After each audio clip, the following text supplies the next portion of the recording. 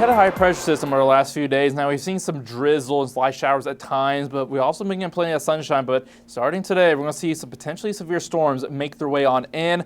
And we're also going to be seeing some warmer, muggier conditions before this weekend brings in a little bit of an early taste of fall. And then we're going to start to gradually get warmer as we get into next week. We're also going to start to dry out as another high pressure system is set to move in. Look at here at our satellite radar up towards International Falls, just north of the border. We're seeing a lot of that storm action, and it will start to descend as we start to head through the day today and continuing into the evening. By the time we get to late afternoon, evening, we see it starting to make its way into around the Iron Range, into the Arrowhead, maybe starting to push its way into the Twin Ports a bit. But we're going to see probably calm down a little bit overnight. Still see some showers, still see some storms sticking around, but we lose a little bit of that convective instability overnight. And as we get into Friday, we can see some of the action pick right back up, especially as we get into northwest Wisconsin going into the UP.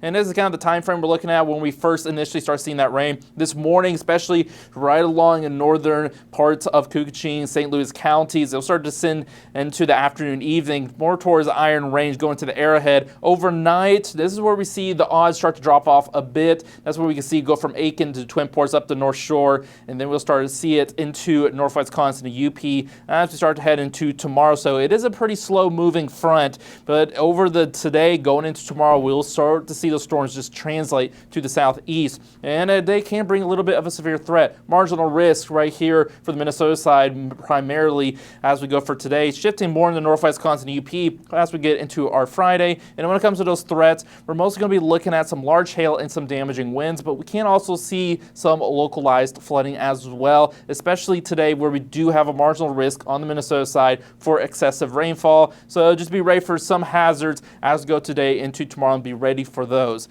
And if you're looking at those temperatures right now, we are going to be a bit on the warm side today. Upper 70s, low 80s for those highs. A little bit cooler into the Arrowhead, especially right by Lake Superior because we have a light lake breeze. But for most of us, it is going to feel pretty warm.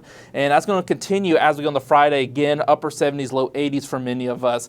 And if we're looking here at those humidities, it's going to be a bit muggy as well. We're going to see those dew points pushing into the 60s, into the mid to even upper 60s as times go into today and tomorrow. But notice it drops right on down as we get into the weekend because we're going to see some drier air come in because of northwesterly breeze that will start to move in behind the cold front. And it's not just going to be some drier air, it is also going to be quite a bit cooler air as well. In fact, when it comes to those highs on Saturday, a lot of it is going to be staying in the 60s. By the time we get to Sunday, most of us are going to be in the low 60s and even the upper 50s. So it is going to feel like an early taste of fall, especially as we get to Sunday. And those low temperatures are going to be quite cool as well. We're talking low 40s, maybe even getting into the 30s. So some frost will be possible as we start to go later into the weekend, into early next week in the morning hours. So have any plants outside, make sure that you take them in if you start to see those frost advisories start to come on out. And when it comes to getting to next week, we are going to start to gradually warm up, but you'll notice the cool air is going to want to stick around as we lean more on the cool side, even as we get well into next week. And even after a little bit of shower action we can see as we get into the weekend. If you look at our 7-day forecast, we'll notice that we're also going to see drier conditions start to make their way in as we get into next week.